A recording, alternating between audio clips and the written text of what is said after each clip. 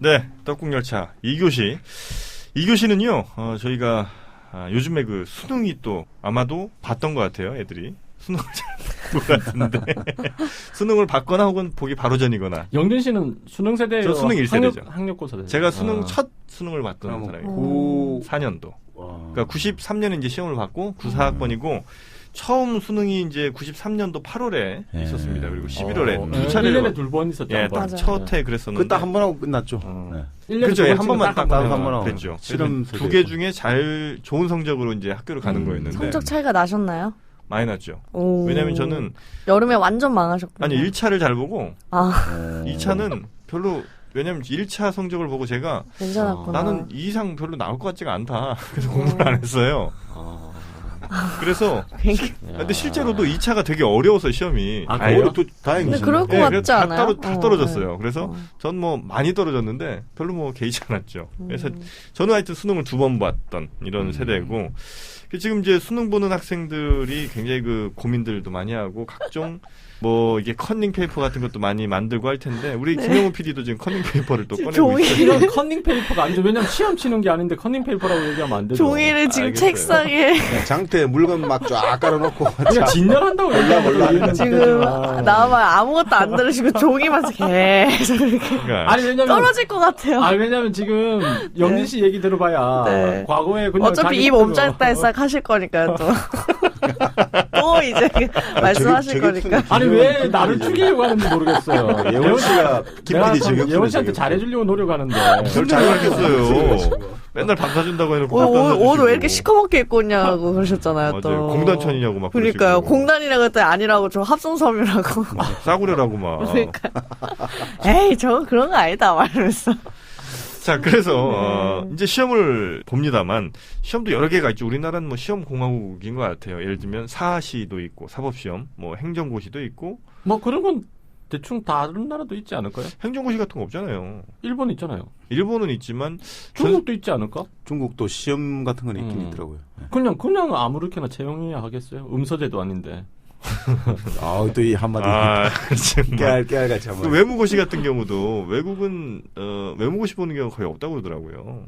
우리는 외무고시가 굉장히 그렇죠. 외국 같은 경우는 좀 이제 이게 우리하고 다르더라고요. 그 대사관에서 일하다가 잘하는 애가 외교관이 되기도 하고 뭐 이런 시스템인데. 그리고 외국 같은 경우는 이제 전문 외교관들 있지 않습니까? 한 나라를 전공하고 이런 걸 특채 형식으로 해서 또 현지 채용도 꽤 있고. 근데 우리는 이제 어떤 그 고시 시스템을 통해서 출세의 길이 좀 열리기도 하고.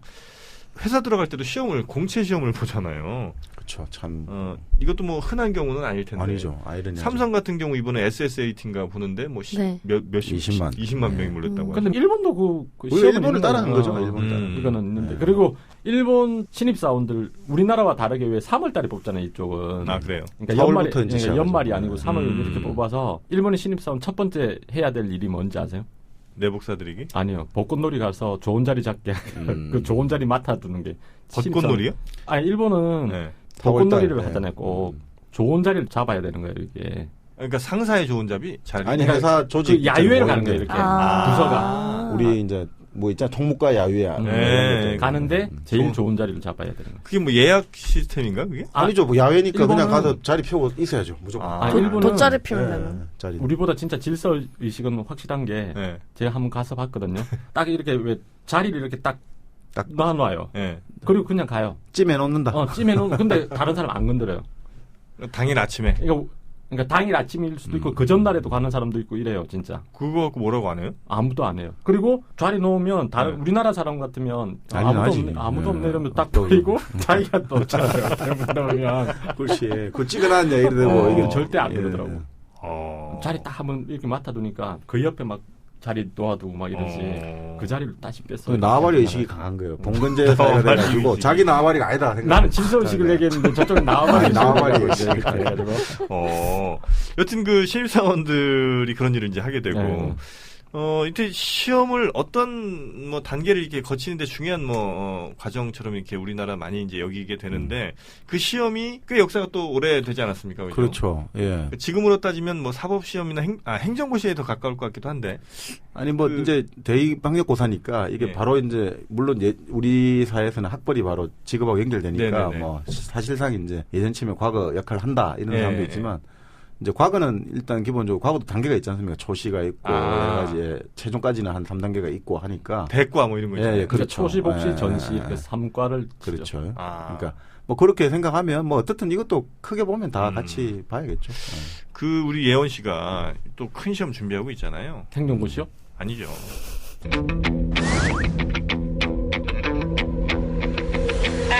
아나운서시요. 아시. 이게 뭐 어지간한 시험보다 훨씬 어렵습니다. 그럼요. 뭐 1000명 모여서 한두 명 뽑고 막 이러니까. 고시다 고시 진짜. 진짜 고시인데 그 과거 네. 시험 준비 잘하고 있죠? 네? 시험 준비 잘하고 있죠? 예? 갑자기 말을 듣는데. 네. 그 과거 시험은 PD님이 제가 그 가망성이 없다고 하셔가지고요. 아 그랬었어요? 그런 저주의 말을 받았었어요? 저 그런 얘기 한 적 없어요. 가망성이 없다고 뭡니까? 아니, 가망성 없다고 얘기 안 했어요. 제가 설마 그렇게까지 저는 그렇게 딱 단정적인 표현 저는 절대 안 김 PD의 쓰잖아요. 저주가 있어가지고 애둘러서, 아니 네. 김 PD의 저주가 안 될 있어가지고 가능성이 안 된다고 높다? 하면 더 되는 거예요. 안 될 가능성이 높다 이렇게 얘기 안 하고요. 다른 직종도 많은데 다른 일도 많고 왜 굳이 아나운서가 되려고 하느냐. 굳이. 그러니까 저는 뭐 예원 씨의 어떤 그 잠재적 능력 이런 걸 봤을 때 뭐가 어울립니까 그러면? 네? 뭐가 어울려요? 잠재적 여러 가지가 많죠. 이제 그 공무원도 공무원이 어울린다. 그리고 뭐 종합 상사 이런 데 있잖아요. 그 LG 상사나 뭐 이런데 종합 상사. 그런 데서 저 해외로 나가서 그냥 글로벌하게 그 한국의 상품을 팔고 이런 쪽으로 가는 게 더 좋지 않을까. 상품을 파는 사람. 상품을 팔거나. 그러니까 국제 세일즈맨이 세일즈 우먼이 되라. 세일즈맨이 나쁜 건 아니라니까요. 제가 뭔가 잘 팔 것 같나요? 네. 왜냐하면 이게 눈치는 거라든지 이런 걸 봤을 때 저한테 이제 이렇게 하는 거 보니까 뭐 낯가림도 없을 것 같고 비즈니스 감각이 있다. 공격할 때 공격하고 빠질 때 빠질 것 같고 이런 것 같아요. 제가 볼 때는.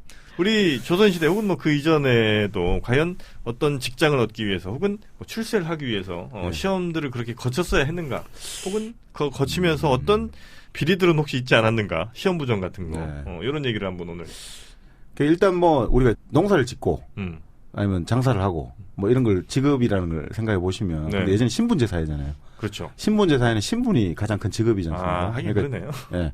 그렇기 때문에 사실 이제 신분이 가장 큰 직업인데 그 와중에도 또 이제 우리가 자꾸 양반 신분이라든지 귀족 신분은 늘어나고 그다음 노비 신분은 줄어들고 이러다 보면 이게 결국 자원이 제한되고 그거를 서로 먹기 위해서 이제 싸움이 치열해지지 않습니까? 네네.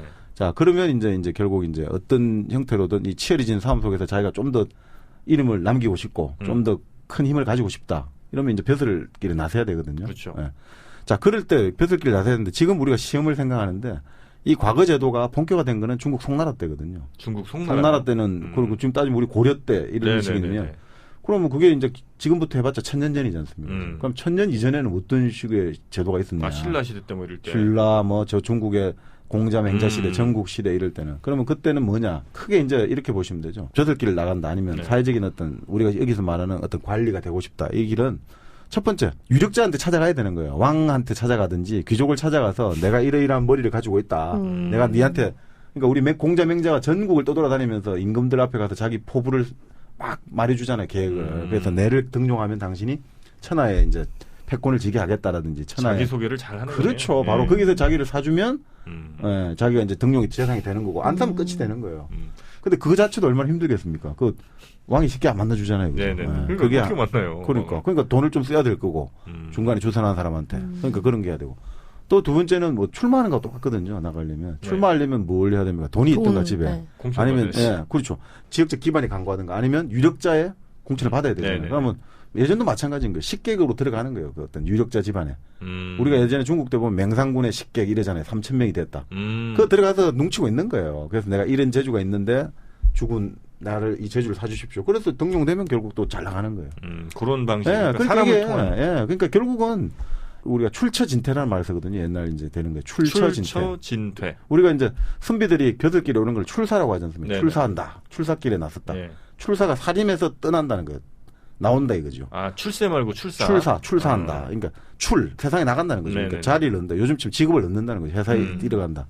그리고 처는 이제 집에 머무른다. 아니면 학교에 머무른다. 실력을 지금 좀 닦는다든지 불가피한 사정으로 지금 내가 지금 출은 못하지만 지금 하여튼 실력을 기르고 있다. 진은 가서 이제 흔히 말하는 출세길을 오르는 거죠. 진. 태는 이제 사표를 쓰고 물러서는 거.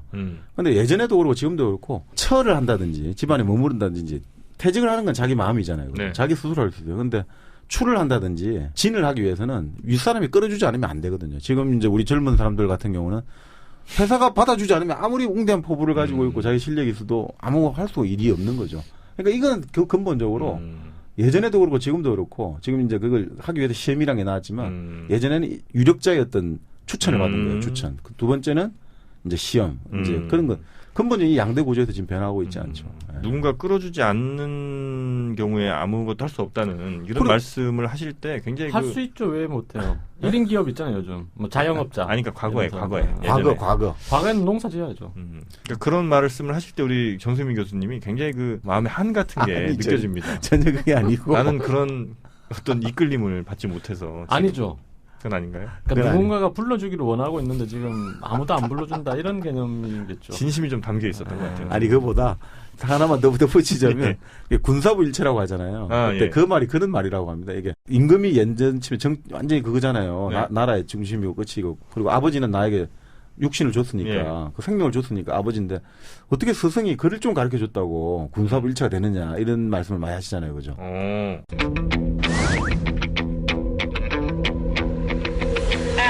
근데 그때 스승이라는 게 글을 가르쳐 준 사람이 아니라고 해요. 그때 스승의 의미는 나에게 벼슬길을 준 사람. 그래요? 그게 바로 사라는 거죠. 사라는 것은 나에게 벼슬길을 줘가지고 내 뜻을 나의 세상을 열어준 사람. 그렇죠. 내 입지를 만들어줬기 때문에 바로 이거는 나에게 흔히 말하는 정책 생명을 준 거란 말이죠. 그래서 아버지가 같다는 거예요. 그래서 아버지는 나에게 육체의 생명을 줬지만 사는 나에게 사회적 생명, 정책 생명을 줬기 때문에 그 사람은 그러니까 특수관계가 되는 거예요. 근데 요즘 배신 많이 해요. 그런 사람들도. 요즘은 대안이 많으니까. 김무성 대표 같은 경우는 이제 김영삼 YS가 그렇죠. 이제 어떤 그 정책 스승인 거죠. 뭐 이런 식으로. 그렇죠. 그래도 자기 이제 대부를 정책 스승이라고 부르지 않습니까? 그 군사불체 다 나오는 거예요. 사실 뭐 박근혜도 끌어준 사람인데 배신했잖아요.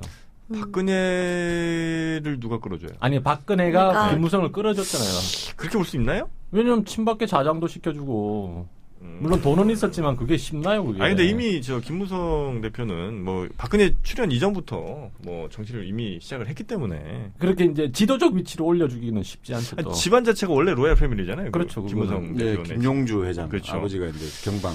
좀 약한 것 같아요 우리 저 박근혜에 대한 이 배신은. 우리 다른 분들한테 물어보세요. 예원 씨 같은 경우는 스승이 누구예요? 아니 그 부분 말고 뭐예요? 김무성에 대해서 이제 김무성 별로 관심 없어요. 우리 예원 김무성 대표 그쵸. 저는 약간 친박계 저도 그렇게 저도 김용우 PD님이랑 좀 비슷한 생각을 해서. 박근혜가 김무성의 올 시간 있죠? 김무성의 아버지다. 그 정도는 아니지만 엄마겠지. 아버지가 무슨 어버이? 아버지는 YS고 어머니는 박근혜다. 뭐 그렇게 생각해도 되지 않을까요? 그래요.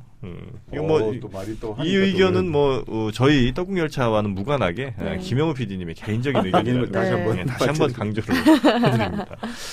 여튼 그런 그 정치적 스승 혹은 뭐 사회적 아버지 이런 사람들이 굉장히 중요했다는 건데 우리 예원 씨는 지금까지 봤을 때 나의 어떤 사회적 아버지 누구라고 할 수 있습니까? 사회적 아버지 저는 아직 만나지 못했나요? 저희 교수님. 교수님. 네. 교수님이 잘 이끌어 주셨고. 네, 이끌어 주시고 제가 어떤 방면으로 나아가야 될지에 대해서 항상. 근데 왜 지금 아직도 안 나가고 있어요? 그 나아감이 이쪽이 아니었기 때문에. 그래요? 네, 그렇게 해서 이제 제가 제 원하는 거를 이제 교수님을 통해서 찾긴 찾았는데 제가 현실에 부딪히며 많이 이제 고민을 하면서 이제 그러고 있는 거죠. 혹시 우리 김 PD님은 사회적 아버지가 따로 있으신가요? 설마 SBS 회장님을 얘기하신 건 아니겠어요? 아니 저는 그렇게 생각합니다. 그러고도 남을 부리시기 때문에. 진짜요? 왜냐면 일요일 할 양식도 주시고 나름대로 뭐 사회적 지위도 주시고 이랬으니까 그래요? 아버지라고 봐야죠. 윤 회장님 감사드립니다. 정말 아이고 비루합니다. 진심이 담겨 있잖아요. 진심이. 제가 왜 비루하다고 말씀드리냐면요. 저는요. 네? 우리 김 PD님을 사회적 아버지라고 생각하고 있어요. 그러니까 할아버지라고 하면 되잖아요. 그런 위대한 분이. 아니 나도 아버지가 필요하고 당신도 아버지가 필요한 거니까 이제 그러면 할아버지라고 하면 되겠네. 윤 회장님을. 그분 괜찮으신가요? 그럼요. 아직 직접 뵌 적이 고매한 인격을 가지고 계시죠. 그래요? 네, 직접 만나뵌 적이 있으세요? 당연히 그 사령장 받고 이럴 때 회장님이 주시잖아요. 직접 받으셨구나. 그럼요. 그러니까 아버지는 직접 보는데 할아버지는 당군 할아버지처럼 저 아득한. 그러니까 저는 아직 한 번도 뵌 적이 없어서. 네, 뭐 언젠가 볼 거예요. 혹시 그러면 그 윤 회장님이 윤세영 회장님이신가요? 전에? 전에라는 게 무슨 말이에요? 지금 회장님이 윤세영 회장님. 그럼요. 계속 윤세영이죠. 회장님은 그분이시죠. 회장님은 영원한 회장님. 회장님은 한 분이시죠. 왕 회장님. 그렇죠.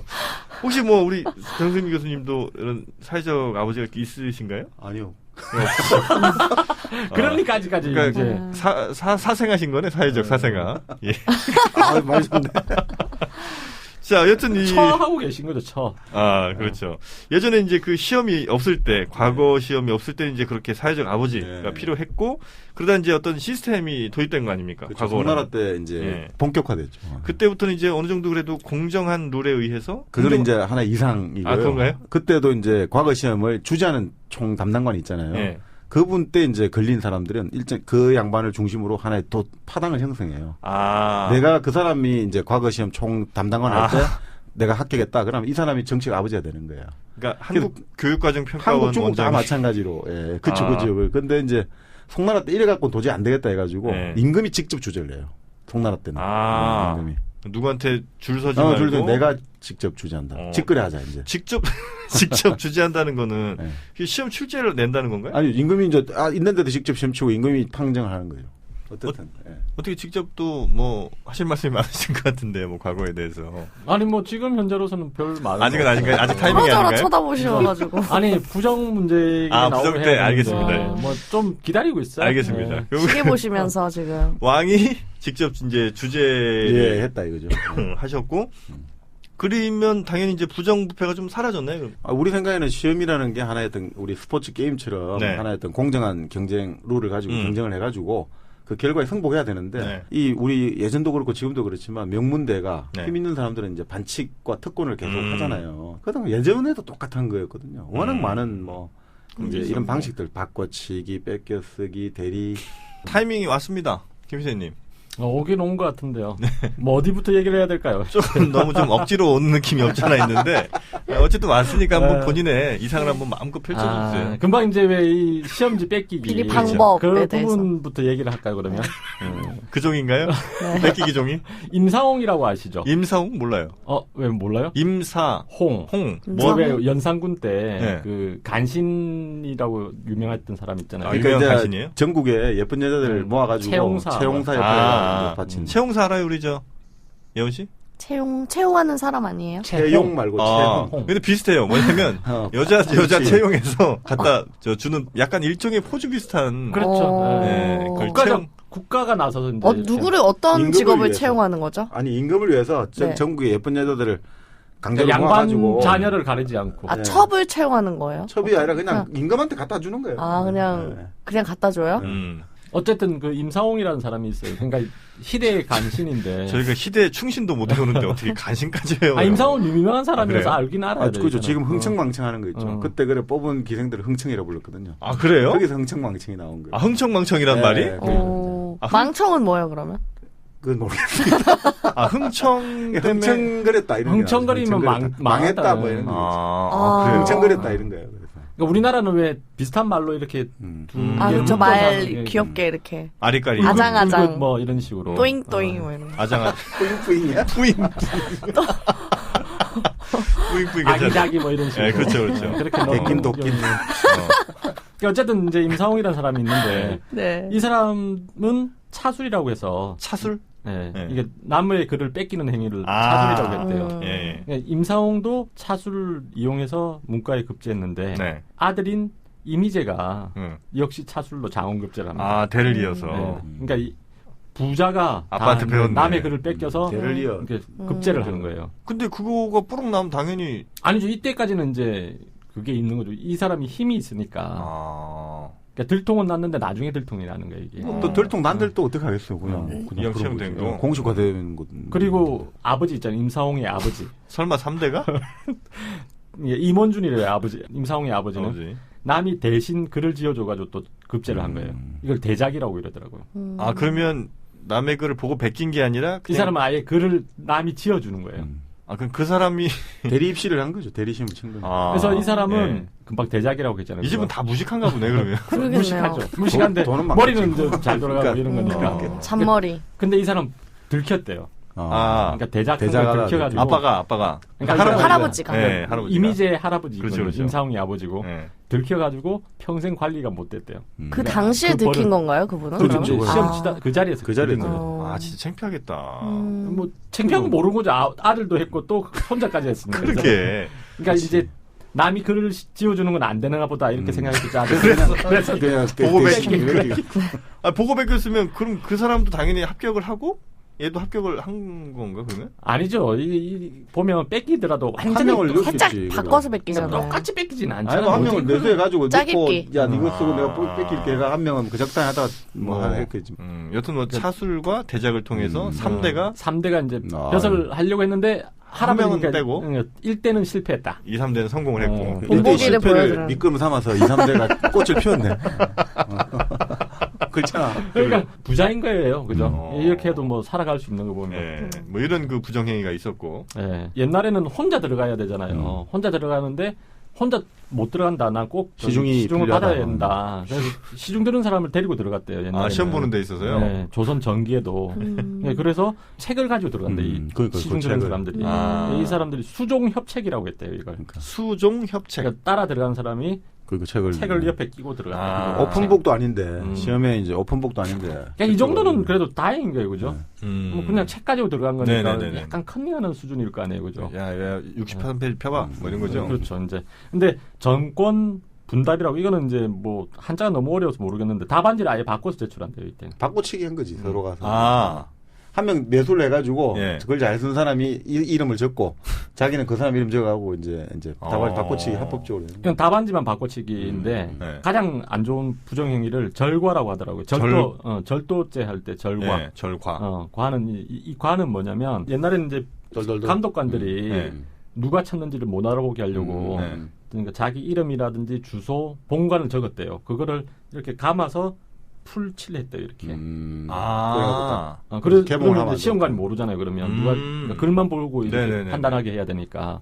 그게 괜찮았네, 그런 제도는. 그러니까 제도 자체는 아주 완벽하다니까요, 모든 게. 우리나라는 제도는 완벽해요, 대부분 다 보면. 아니, 지금도 우리 논술 시험 이런 거 할 때 답안지에 절 때 자기 신원을 나타낸 표현을 쓰면 그렇죠. 그런 거 있고, 또 회사 시험 볼 때도. 마찬가지예요. 실기 시험도 보면 뭐 전혀 못 알아보게 해놓잖아요. 근데 다 알아잖아요. 근데 다 알아보지. 그렇지. 그러니까. 그래서 이걸 복미라고 하는데. 복미? 복미. 그러니까 봉한다. 끝을 봉한다. 끝에 아마 적었나 보다. 이렇게 복미라고 하는데 복미를 아예 잘라가지고 바꿔치기 한대요. 그런 식으로 이게 가장 악질적인 부정행위라고 그러더라고. 그런 부정행위들이 이거는 이제 조선 전기부터 있었고 후기로 들어가면 이제 완전히 아싸리판이 되는 거예요. 개판되나요? 개판돼가지고. 그러니까 원래는 시험장 들어가기 전에 다 몸수색을 다 한대. 뭐 가지고 들어가는. 수종은 몸수색을 안 한 거지 일종의. 시험 그러니까 치는 사람만 이렇게 했는데 어쨌든 그렇게 몸수색하고 시험관하고 시험 보는 사람하고 말도 못하게 했대요 이렇게. 그러니까 지금도 그렇잖아요 사실은. 그렇죠. 질문할 거 있으면 질문하지만 그 외의 거는 못하게 하니까. 그렇죠. 근데 이제 조선 후기로 들어가면 아예 이제 그런 몸수색도 안 하고. 시험 감독관하고 농담 따먹기 하고 막 이랬대요. 왜냐하면 이제 조선 후기에 들어가면 과거를 통해서 관리 선발이라는 게 의미를 상실하거든요. 왜냐하면 과거를 통해서 합격자, 그러니까 요즘 지금 공무원 임용 예정자들이 공무원 자리는 1년에 100개 나오는데 공무원 임용 예정자가 10,000명이에요. 합격한 사람들이 지금 옛날부터 10년 전부터 차곡차곡 지연대가 채용이 안 된 사람들, 미채용자. 그러면 뭐 그때 어떻게 하겠어요? 그럴 때 조건은 뭐 어떻게 되겠어요?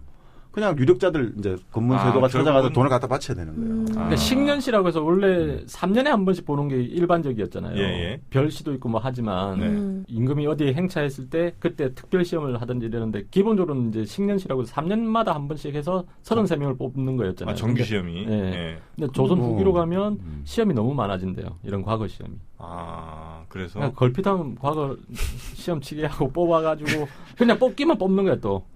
그러니까 이게 뭐 그런 거 있지 않습니까? 요즘 치면 이런 거예요. 뭐 자리를 그러면 네가 이제 임용을 받고 싶다. 예를 들어 어디 9층에 8급 공무원, 7급 공무원 가고 싶다 이러면 그러면 한 3, 4억은 갖다 줘야 되는데 이런 식인 거예요. 그러면 그 사람이 그렇게 가면 어떻게 하겠습니까? 이거 돈 3, 4억 갖다 바쳤으니까 이 본전을 뽑아야 될 거 아니에요. 또 본전을 뽑고 또 더 좋은 자리로 가야 되니까 또 돈을 만들어야 되니까 어마어마하게 백성들을 그러니까 가림주고 하는 거예요. 조선 후기로 가면 이렇게 해서 이제 자기가 이제 벼슬길을 얻으려면 유력자한테 돈을 줘야 되잖아요. 근데 자기가 돈이 없으면 돈 많은 일종의 고리대금업자한테 돈을 빌린대요. 돈을 빌려서 이렇게 해서 자리를 얻으면 이 사람을 이제 회계 담당자로 데려간대요. 고리대금업자를. 데려가서 처음에 3개월 동안 하는 일이 이 사람 빌린 돈을 받아내게 하려고 지방 유력자들 다 끌어들여가지고. 근데 그게 사실 그게 거예요. 저 중남미 국가들 이제 1950년 60년대 때 어느 정도였냐면 국세청 있잖아요. 우리 생각하면 세금을 걷는 걸 당연히 국가 공무원 공적인 기관이 해야 되는데 그거를 아예 저 미국의 다국적 회사에 팔아버리는 거예요. 그 국세청 기능을 역할을 회사에 팔았다고요? 네. 아니, 돈을 빌리는데 돈을 줄 게 없으니까 너가 알아서 걷어가라고. 그 똑같은 거예요. 아이고 중남미 그랬어요. 아, 진짜 그게 우리나라에 있었던 일이란 말이죠. 그렇죠. 그리고 이제 일단 그 사람 고리대금업자 돈 다 주면 이제 자기가 또 다른 데로 옮겨가려면 또 돈이 있어야 되니까. 또 그 돈을 모으고. 그러다 보면 임기가 거의 다 되고 다시 떠나야 되고. 그러니까 그러다 보니까 서울 한성판윤이 요즘 지금 서울시장인데 이게 제일 요직이잖아요. 지금도 가장 큰 자리지만 일꾼이 많이 나올 거 아닙니까. 그러니까 군무세가 입장에서는 해전을 빨리 돌려야 되잖아요. 그래야지 돈이 더 많이 나올 거 아니에요. 오래 임기 주면 안 되잖아요. 그렇죠. 그래서 어떤 사람은 한성판윤을 하루만 한 사람도 있고. 하루 만에 2년 동안에 2년 동안에 17명을 임명해요. 2년 동안에. 그러니까 이게 뭐 제대로 행정이 될 수가 없는 엉망진창이 되는 거예요. 그러니까 이게 뭐 행정을 하기 위해서 사람을 뽑는 게 아니라 돈 뽑기 위해서. 네, 그러니까 조선 후기 기록을 보면 그 당시 이제 흔히 말하는 우리 세도 정치의 폐해가 나오는데 이 뭐 그래서 그 당시 이제 안동 김씨, 장동 김씨 일가들이 그 당시에 19세기 초반에 양주 이런 거 다 먹은 기억 다 나오거든요. 호박빛 술이 나는 서양술을 먹고. 양주를 먹었어요? 그러니까 양주 들어온 기억이 나요. 그러니까 화생활을 해야 될 거 아닙니까? 그러니까 청나라 이런 데서 뭐 그런 기록도 나오더라고요. 어디 보니까. 양주라든지 아주 귀한 물건들 있잖아요. 이런. 조선시대 때 씨바스리가를 먹었다는 얘기예요?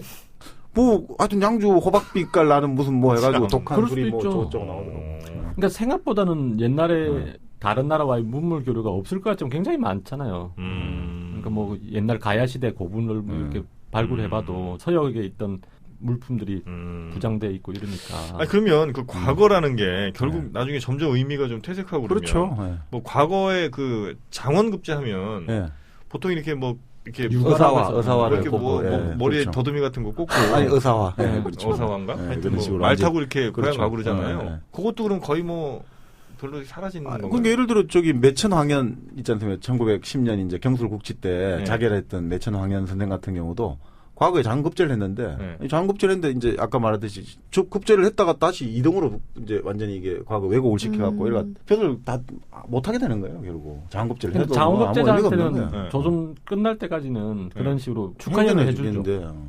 아니 그 기본적으로 뭘 안 줘요? 직위를?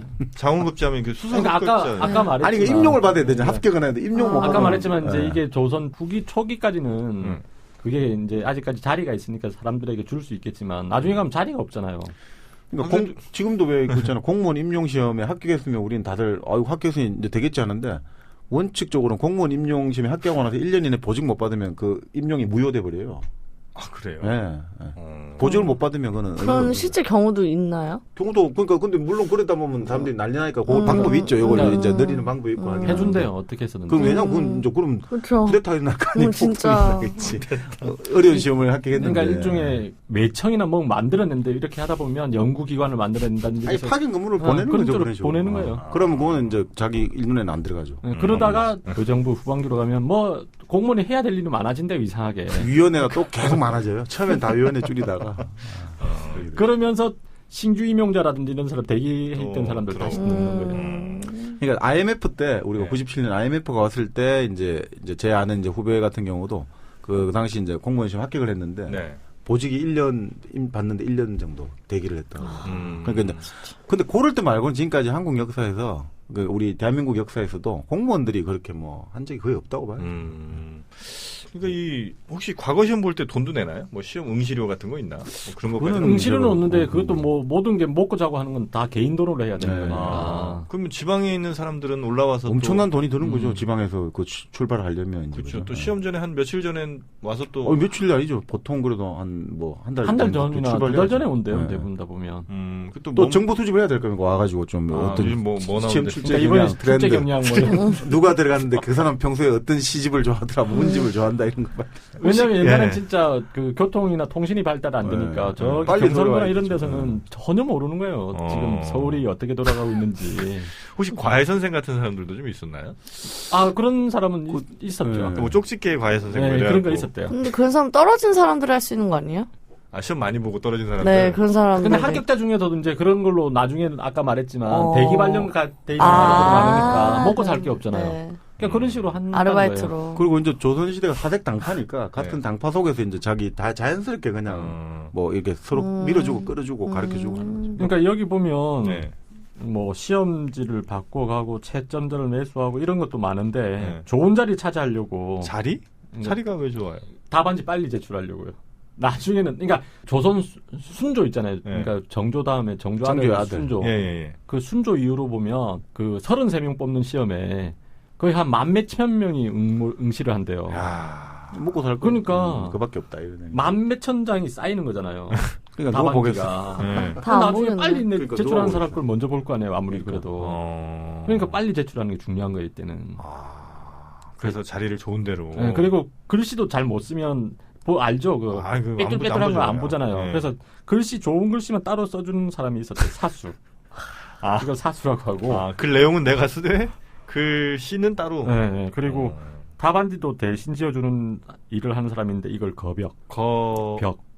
네, 거벽이라고. 그러니까 그때 이제 답안지가 권이라고 부르잖아요. 이제 권이라고 불렀는데 답지를 냈잖아요. 그 중에서 이제 그러니까 제일 좋다 이럴 때 그거를 딱 제일 위에 놓고 다른 걸 누른다 해서 압권이라는 거예요. 지금도 야 이거 압권이다 이런 말 하는 게 거기서 나온 거예요. 답안지 중에 가장 뛰어난 답안지가 이제 다른 답안지 위에 탁 놓아가지고 누르니까 야 압권이다 이런 말. 그렇죠. 그래서 압권이라는 게. 아까 말했지만 그래 좋은 자리를 차지하기 위해서 몸싸움꾼까지 동원시킨다고 그러더라고요. 그래서 선비들이. K1이에요, 그죠? 그래서 나중에 보면, 그러니까 조선 후기 시험장 그림 있어요, 그림이. 보면, 한 명 시험 치는데 한 10명 이렇게 감싸고 있어요. 이렇게. 돈이 얼마나 많이 들어요? 그 좋은 자리를 딱 차지하고, 그런 것도 있고, 대신 적어줄 사람도 있어야 되고. 그럼 결국은 이게 뭐겠어요? 그러니까 완전히 그거잖아요. 돈놀이 하는 사람, 돈 장난치는 거죠. 몸싸움 해주는 사람을 선접군이라고 했다고 그러더라고요. 선접군. 참 별게 다 있었네요. 진짜. 그것도 영화 있지 않습니까? 그 군도 보면 그 군도에 조진웅 나오는 역할이 그거잖아요. 자기 공부 정말 잘했는데 과거 시험마다 안 되고 이게 말이 되냐 이런 거. 그게 이제 조진웅이 그런 희생양인 거죠. 돈도 없고 뭐. 이런 시험 부정 막기 위한 나라의 노력은 없었나요, 그러면? 그러니까 이게 주로 이제 또 소외된 사람들이 이런 걸 많이 내더라고요. 유형원이라고 알죠. 반개수록제. 기억납니다. 들어봤을 거 아니에요. 이 사람은 그래서 과거 시험 폐지하고 청거제도로 가자, 아예. 그리고 뭐 정약용 같은 사람은 과거제 개선하고 청거제하고 섞어서 맞물리자. 근데 그게 요즘에도 똑같은 거죠. 지금 이제 우리가 고시 요즘 존폐론이 많이 있지 않습니까? 사법고시를 하지 말고 로스쿨 하자. 그 외무고시 대신에 외교대학원을 만들어가지고 여기서 하자. 행정고시 말고 요번에도 박 대통령 행정고시 폐지하고 이제 이렇게 하자는데 그게 다 일장일단이 있는 거거든요. 그러니까 이게 고시를 이제 폐지하면 상대적으로 이제 고시에 따르는 여러 가지 고시 난이는 줄이고 여러 가지 있는데 문제는 이제 아까대로 결국 그 있는 자식들의 이제 리가 될 수밖에 없거든요. 지금 외무고시도 전직 외고한 자녀들이 이제 외교 대학원 많이 들어가게 되고 또 로스쿨도 지금 보시면 딱 나오잖아요. 처음에는 이제 문호 개방이었는데 지금 보니까 좋은 로펌이라든지 로클락이라든지 법원 클럭이라든지 검사의 대부분 강남권 출신에 이러니까 이게 또 문제가 되고 그러니까 이게 조율을 어떤 식으로 균형을 맞추냐가 참 심각한 어려운 문제죠. 그런데 이제 조선시대 같으면 소외된 사람들이 이런 걸 주장을 했지만 정권을 잡은 사람들이 그걸 받아들이지 않은 이유는 자기들이 정권 유지하는 데 도움이 되니까 이런 식의 금방 말했지만 돈도 많이 벌고 뭐 질문지가 그러니까 아예 시험 예상 질문지를 다 자기 당파 사람들 자제들한테 돌려가지고 시험 미리 쳐보게 하고 그 질문을 냈대요. 그러니까 그렇게 하면 자기 당파 사람들을 합격시킬 수 있으니까. 시험 문제는 뭐 나와요, 근데? 글쎄요. 시험 문제는 제가 본 적 없는데, 예를 들어 그래도 예전에 좋을 때는 책문이라는 책이 있는데, 거기 보면 임금이 이제 아주 당대 현실적인 문제를 막 질문을 해요. 요즘 지금 정책 현안에 대해서 그 이야기를 내놨죠. 요즘 그럼 아까 사드. 있잖아요. 사드 방어망에 대한 이제 중국과 미국 사이에 이제 우리가 지금 되게 곤혹스러운데 이거에 대한 해결 방안 한번 이런 것도 내기도 이런 식으로 내기도 그러니까 하고 거죠. 이거는 이제 고려 때 이제 고려 말 때인데. 그러니까 그렇게 준비하신 게 있으면요 미리 저한테 좀 얘기를 해주세요. 알겠습니다. 적절하시게 얘기 안 하고 이래. 죄송합니다. 그래서 어쨌든 그러니까 이 시험 문제가 뭐냐면 근래 홍건적이 강을 건너 침략했는데 어쩔 수 없이 무력을 사용해야 한다면 어떤 책과 술수가 의에 합치하겠는가. 상당히 괜찮죠. 그러네요. 그래서 이 문제에 대해서 이제 자기의 글을 적어서 장원급제한 사람이 누군지 아세요?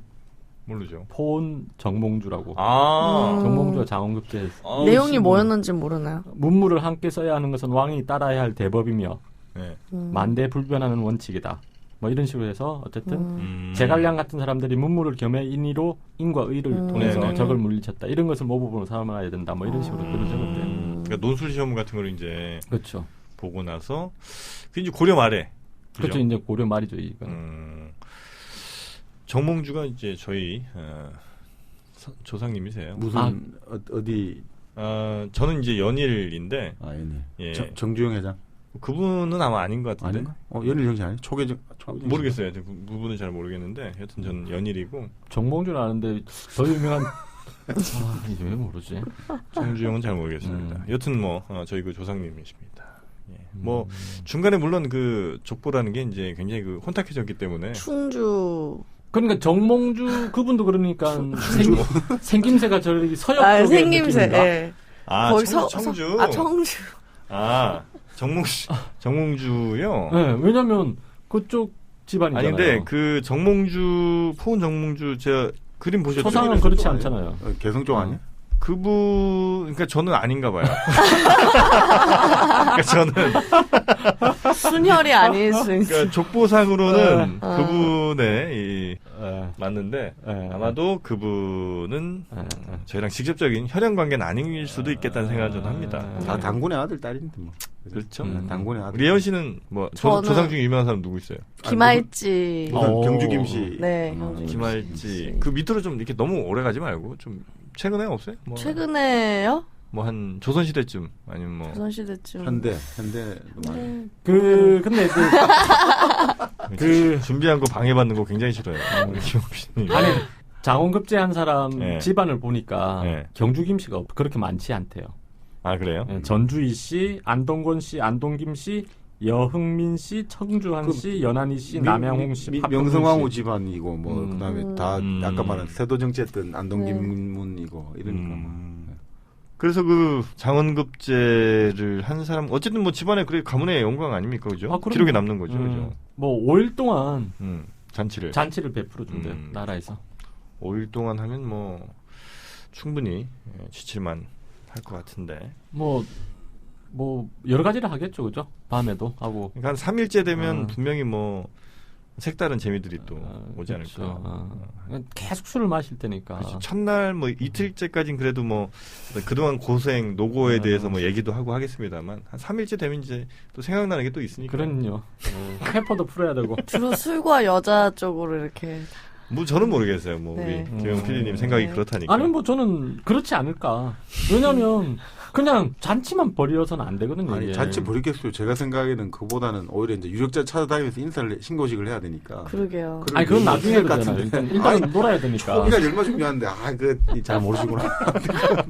두 분은 친구분이신데 굉장히 좀 다른 삶과 가치관을 스타일과 굉장히 좀 달라요. 왜냐하면 친구가 교수님께서 김 PD님을 안 만나셨다면 더 큰 인물이 되실 수 있었죠. 진짜 굉장히 마음이 아프네요. 자 그러면 이제 어떤 행사를 열어주는지 봅시다. 그러면 자 또 노는 거죠 지금.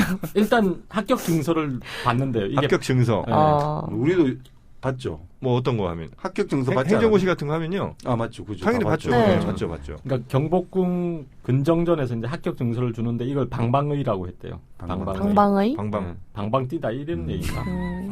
신났다 이런. 그 다음에 그 문무백관이 다 이제 서 있고 급제자들이 차례로 임금한테 이제 그 감사하다는 절을 올리고 그러면 합격증을 준대요. 홍패 이걸 홍패라고 했고 어사와 주고 그다음에 우산 주고. 우산? 그러니까 우산. 양산, 일산, 양산. 이 나름 신분과 권위를 나타내는. 아 그래요? 아예 그러네요. 이제 그렇 다음에 이제 잔치를 벌이는데 풍악대가 먼저 나가고 기생들이 술을 따르고 광대들이 제주를 부린대요. 야 좋겠다 진짜. 이렇게 해서 궁궐에서 벌여주는 잔치는 끝나고 그 다음에는 집에 돌아가서 장원급제자만을 위한 카퍼레이드 비슷하게 육아를 진짜요? 거리에 5일 정도 하는데 어사화를 꽂고 한양거리를 돌고 그 다음에 지방 출신 같으면 지방으로 간대요. 지방에 가서 이제 환양 고을 수령들이 나와서 이제 잔치를 벌여준대. 그렇죠. 그러니까 앞으로 이제 높은 사람 될 거니까 자기 잘 봐달라고 좀 잘.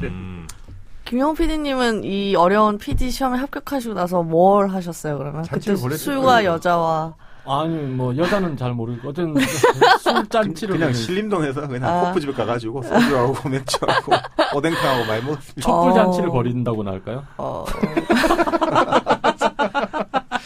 촛불잔치라는 노래가 있었어요. 이재성의 촛불잔치. 이제 변진섭의 숙녀에게 이유로 뭔가 다 네 글자로 끝나네요. 촛불잔치를 그렇죠. 벌려보자. 그런 노래가 아주 많은 사랑을 젊은이들 사이에서. 초를 켜고 잔치했나요? 그렇죠. 옛날에 촛불 켜고. 요즘 왜 뭐 촛불 이렇게 양초 이렇게 해갖고 쭉 켜고. 촛불 집회 같은 양초. 양초 작은 양초들 이래갖고. 양초예요? 네. 그때는 그런 양초 말고 그냥 큰 양초에다가. 양초 요즘 팔긴 파는 거죠? 프로포즈 같은 거 할 때 말씀하시는 거죠? 그거를 프로포즈 같은 거 할 때 긴 흰초? 절 같은 데서 파는 그 초를 하트 모양으로 이렇게 해갖고 고백을 하셨다. 고백잔치 이런. 그런 거 아닌가? 나는 그런 건 모르겠는데. 이제는 그런 걸 안 합니다 요즘에. 요즘은 안 하겠지. 요즘에 향초 같은 거 이쁜 거 있잖아요. 네. 그런 걸로 이렇게 글씨 쓰고. 네. 자, 그래서 이제 율곡이 있잖아요, 우리. 준비하셨네. 5,000원짜리에 나오는 건가? 5,000원짜리 그 율곡이는 장원을 9번 했대요. 진짜요? 아니 한 번 하면 되는데 왜 9번을 해? 그러니까 아까 시험이 여러 번이라고 했잖아요. 그러니까 일단 초시, 복시, 전시 이렇게 3번 치는데 여기서 장원 3번 연달아 하고 또 다른 시험도 그러니까 여러 번 쳤나 보더라고요, 이 사람은. 그러니까 9번 장원을 했대요. 그러니까 전무후무하다는 건데. 율곡이가. 네. 그래서 율곡이를 일단 일반 사람들이 구도 장원공이라고 했대요. 구도? 그러니까 9번의 장원공. 공은 이제 사람. 공 뭐 할 때 높여가 좀. 구도 장원. 그때도 하여튼 굉장히 드문 일이요. 그러니까 처음 있는 일이고. 최초이자 마지막. 왜 전 국회의원 중에 고승덕, 네. 행시 뭐 다. 그러니까 고승덕 씨는 이제 좀 특이한 게 이제 그게 뭐 행시, 외시, 사시 이렇게 물론 그것도 다 힘들긴 하지만 삼시를 한 사람들은 꽤 많은데. 그래요? 예, 중요한 건 이제 한 해 동시에 다 했다는 거죠. 그래서 이제 위대하다기보다 아주 이제 탁월하다 이래 봤. 삼시를 한 번에 동시에 한 해 다 같이. 그래서 이제 쉽지 않죠, 그건 좀 쉽지 않거든요. 대단한 사람이네요. 대단하네요, 정말. 공부 선수죠. 그렇죠. 근데 지금 왜 그렇게 딸한테 미안하셨을까? 공부를 잘한 거하고 인생을 잘 산 건 또 다른 문제니까. 율곡이는 그러면 뭐 어디까지 올라갔습니까? 병조 판서까지인가 했잖아요. 증상 안 했나요? 율곡이가 하여튼 뭐 엄청난 역할을 했죠. 그러니까 판서까지는 올라갔고 정승을 했. 율곡이는 어떻든 학문과 벼슬 양쪽에서 그냥 다 성공을 거뒀던. 이황은 명성만 있고 벼슬은 그렇게 높진 않았어요. 이황? 태계 이황. 1,000원짜리는? 네. 그분은 벼슬이 별로 안 높았어요. 아니 이황 선생은 이제 뭐 벼슬 쪽에 별로 그러니까 이황 선생 일생을 보면 계속 있잖아요. 벼슬을 주면 못하겠다 했다가 몇십 번 동안 사퇴만 연속이에요. 근데 왔다 조금 하다가 또 몸이 아파서 못하겠다. 근데 1,000원짜리 왜 들어간 거예요, 그분은? 태계 이황 선생이 동방의 주자잖아요. 성학지묘라든지 그 태계 이황 선생이든 이제 우리 주리론 이런 것들이 학문적인 효과가 그게 이제 예를 들어가지고 일본 도쿠가와 이에야스 있죠. 그 막부 그 도쿠가와 이에야스 의 막부는 태계 이황의 경사상이 그 사무라이라는 관념을 만드는데 아주 지대한 역할을 했다고 일본 사람들도 인정하죠. 경사상. 네. 공경할 때 그 경사상이 조선 유학자들이 그 조선을 칭하면서 소중화라고 했잖아요. 그만한 자부심을 가진 거는 태계 이황 그 사람이 이제 그 나름대로 주작을 완성했다고 보는 거죠. 그래요? 뭐 1,000원짜리 들어가실 만. 그럼요. 저도 지금도 뭐 국제 주작회가 열리고 있고 매년. 우리나라에서요. 그리고 단종의 아버지 문종 때 수양대군의 형. 수양대군의 형인데 문종 때 초시, 복시, 전시 이걸 3년에 한 번씩 치는 거거든요. 그러니까 그래서 이제 33명을 뽑는 건데 한 해에 다 시험을 쳤대요. 초시, 복시, 전시를. 그래서 이제 1년에 합격자를 배출해 버렸는데 그때 3번 다 이 초시, 복시, 전시를 장원한 사람이 권람이라고 해 있죠. 권람. 권람. 모르겠어, 못 들어봤어요. 그러니까 이 수양대군이 세조가 되는데 지대한 공을 세운 사람들이 몇 명 있는데 그 중에 한 사람이 권남이긴 해요. 정난 공신들. 그러면 그거를 공신이라 해준 거예요? 그러니까 공신 책봉을 하잖아요. 나는 머리를 꾀주머니가 돼줬겠죠. 한 명의처럼. 이 사람은 그 시험에서 3번 다 장원을 했고 3번 다 꼴찌를 한 사람이 있대요. 3번 다 꼴찌를 한 것도 기록이 남아요? 아니 꼴찌에도 합격을 했으니까. 아 꼴찌를 합격한 사람? 그러니까 3번 다 꼴찌를 한 사람인데 김수광이라는 사람인데. 김수광? 네, 아니 그러니까 별로 유명하진 않은데 김수광은 3번 다 꼴찌를 해가지고 조소를 받았대요. 아니 뭐 조소 받을까지는 어려운 시험에 합격했는데 다행이지. 그러게요. 아니 그렇게 운이 좋은 기록에 나와 있대. 이게 아니, 꼴찌했다고 그죠. 이게 나중에 관료로는 최고봉 오른 사람이 많은데 꼴찌로 합격해도 실제로. 하여튼 이 많은 조사에 이 폐해가 이런 거예요. 조사가 너무 많아지면요, 꼭 하지 않아도 될 뭐 이런 얘기까지도 안 할 수가 없거든. 꼭 하셔야 된다 해서 들었더니 그렇죠. 아니 뭐 편집 과정에서 이게 또 많이 반영이 많이 될 거라 생각을 하고. 왜냐면 본인이 편집을 하시기 때문에. 그 시험 이제 쭉 얘기를 오늘 했고 정수민 교수님 오늘 어떻게 뭐 이 얘기 꼭 해야 된다. 근데 이 얘기를 못했다.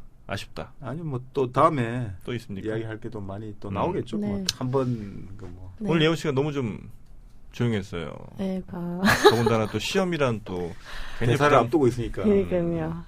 저한테 영업사원 쪽으로 제가 뭐 원하지 않는 그런 쪽의 길을 자꾸 하시고. 김영우 PD님 얘기입니다. 서운했던 하루다. 예, 서운한데 또 이제 본인 하신 말씀만 계속 하시고. 예. 불통의 아이콘이다. 예, 들어보니 별거 없더라. 심지어 컨텐츠도 없더라. 예. 저주의 말만 퍼붓고 소통은 안 되며 컨텐츠도 없는. 근데 본인도 인정하시고, 예. 별로 유명한 사람 아니라고 하시면서 계속 말씀하시고. 예. 권남은 유명한 사람이에요. 뭐 혹시 오늘 자료 굉장히 많이 준비하셨잖아요. 네. 그 중에 뭐 오늘 이것만 꼭 했었어야 되는데. 이것만은 했었어야 되는 데가 아니고 확실히 그 시험이란 게 참 인생을 좌우하는 거잖아요. 네. 그럼 뭐 특히 조선시대 같으면 과거를 통해서 합격하지 않으면 돈 없는 사람은 절대 뭐 벼슬을 할 수 없는 거니까 얼마나 참 치열했을까 그런 생각을 하면서 참 시험이란 게 없는 세상은 없을까 그런 생각을 좀 해봤습니다. 아니 유토피아. 갑자기 저희 팟캐스트에서 뭐 웃음 담당하기로 마음을 바꾸신 건가요? 갑자기 시험 없는 세상을. 행복은 성적순이 아니잖아요. 그렇죠. 행복은 성적순 아닌데 합격은 해야지. 그러니까. 하여튼 뭐 우리 근데 가끔 그런 말씀도 하시더라고요. 그나마 뭐 실제로 뭐 부정행위가 많았던 어쨌든 간에 그런 과거 시험이란 시스템이 우리나라에 있었던 거는 그래도 서양 같은 데는 다들 그냥 뭐 아름아름으로 진짜 다 천거 뭐 이런 건데 그나마 좀 더 기회가 어쨌든 제도적으로 열렸던 거 아니냐 이제 이런 얘기 하시는 분도 계시긴 한데 맞습니다. 시험이라는 게 한 사람의 인생을 아까 좌우한다고 하셨지만 저는 그렇게 인생을 좌우하는 시스템이 아니었으면 좋겠어요. 그러니까 시험에 떨어져도 또 다른 어떤 기회들이 좀 열리고. 그렇죠. 그러니까 좀 패자부활전의 의미는 아니더라도 이 시험에 떨어지더라도 또 다른 시험도 그렇죠. 있을 수 있고 또 시험이 아니더라도 또 다른 방식으로 자기의 꿈과 기회를 좀 제공하는 사회가 좋은 사회 아닙니까? 팟캐스트가 있잖아요. 그래서 저기 불금쇼 같이 뭐 여러 다른 데서는 실패했지만 불금쇼로 제기에 다시 성공하시는. 네. 그 회당 다운로드가 이제 거의 뭐 100만 건에 육박하고 있습니다. 와, 진짜 대단하네요. 100만 넘어가면 무조건 하나의 사회 현상 되는 거예요, 그죠? 일종의. 네. 그래서 제 입으로 뭐 말씀드리기는 좀 뭐 부끄럽습니다만. 근데 다 하잖아요. 항상. 제가 안 하면 누가 안 해주더라고요. 이제 불금쇼가 하나의 그 현상이 되고 있다. 문화 대통령이시다, 본인께서. 문화 대통령도 이제 멀지 않았다. 그래서 서태지의 그 뒤를 제가 항상 말씀드리지만 끝이 길어요. 진짜 조금 아까 얘기까지만 하고 딱 끝냈으면 좋았는데 그죠? 네. 이 시험이 꼭 우리 인생을 좌지우지하지 않는 이런 사회를 우리가 한번 떡국 열차를 통해서 만들어봤으면 좋겠습니다. 다들 함께 해주실 거죠? 그럼요. 네, 파이팅. 자, 오늘 저희가 준비한 떡국 열차 오늘은 여기까지고요. 다음 시간에 다시 찾아뵙도록 하겠습니다. 청취해주신 여러분 대단히 고맙습니다. 감사합니다. 수고하셨습니다.